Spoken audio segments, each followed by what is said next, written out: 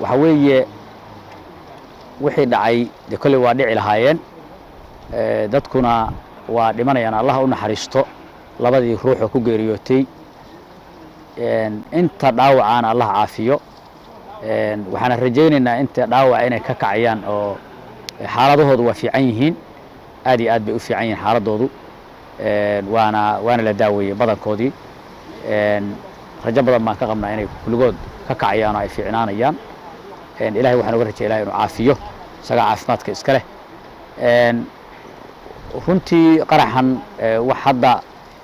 aad u weyn oo aad loo buunbuuniyo oo ma aha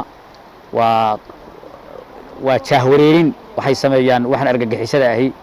waa joognaa meelaha waa ka dhowna inay sameeyaan wuxuun jaahwareerina sameeyaan waa soo qabanaynaa waa hayna riboodkooda inay qaraxayeen oo magaalada ku jiro wax naga qarsoonaa ma ahayn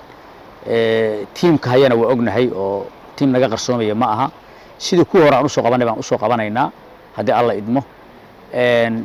dadkuna de dabcan dagaal baa lagu jiraa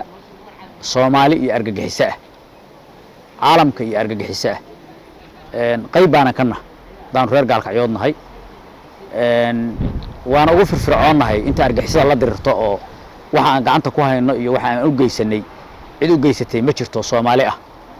rajo badan waxaan ku qabnaa inaanu cirib tiri doono gaalkacyana ay qaadan doonto doorkeeda ugu fiican oo ay ka guuleysan doonto wadana jirmayna anaga iyo argagixisada gaal naga dhaxayn maysan naga ma dhaxayse marka argagixisada al-shabaab